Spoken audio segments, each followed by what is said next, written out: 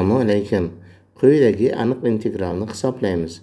0 dan pi taqsim 2 gacha integral ostidagi funksiya 2 sinus x plus 3 cosinus x bo'lingan 2 cosinus x plus 3 sinus x dx. Yechish. Berilgan integralni quyidagicha yozib olamiz.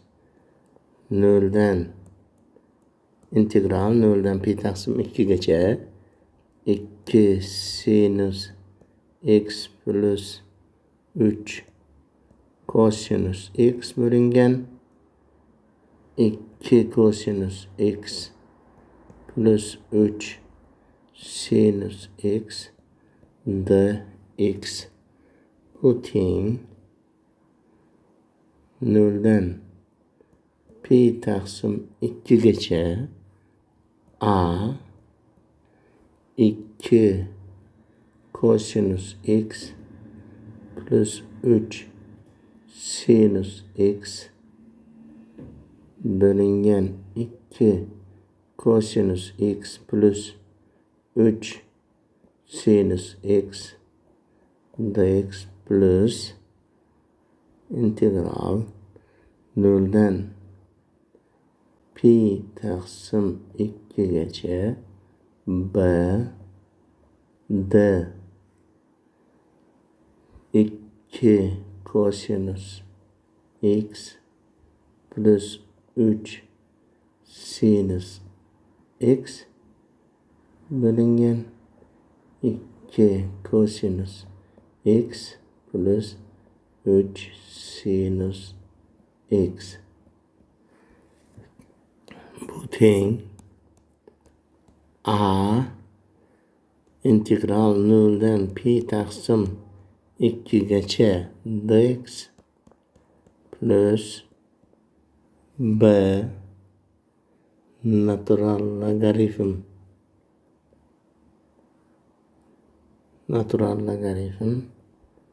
2 cosinus x plus 3 sinus x integral chegarasi 0 dan pi taqsim 2 gacha. Bu teng bo'ladi a x integral chegarasi 0 dan pi taqsim 2 gacha edi plus b natural logaritm 3 minus natural logaritm 2. Bu teng bo'ladi pi taqsim 2 ko'paytirilgan a plus b natural logaritm 3 taqsim 2. Bu yulduzcha bo'lsin.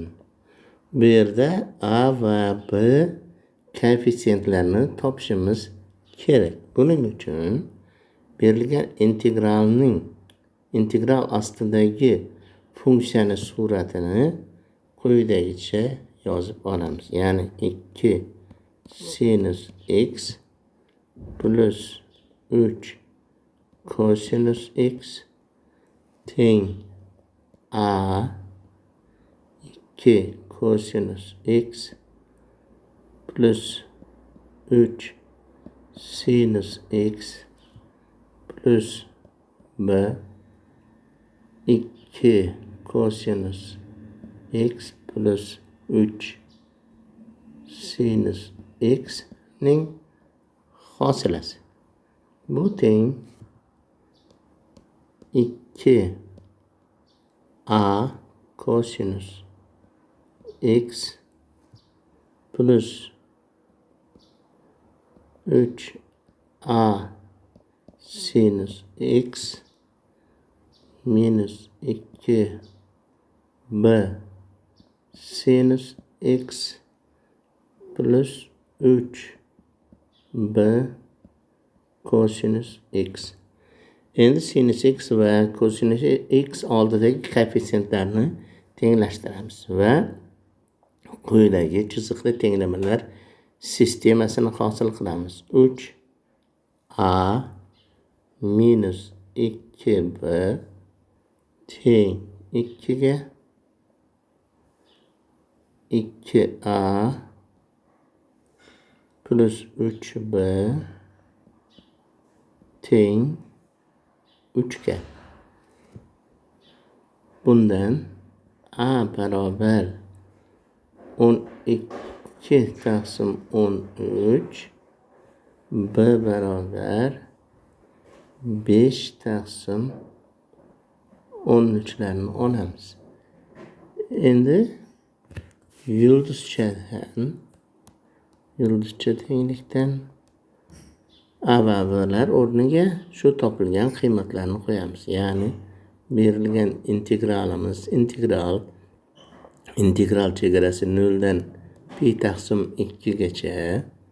Integral ostidagi funksiya 2 sinus x plus 3 kosinus x bo'lingan 2 kosinus x plus 3 sinus x dx teng 12 taqsim 13 ko'paytiruv pi taqsim 2 plus 5 taqsim 13 natural logaritm 3 taqsim 2. Bu teng bo'ladi.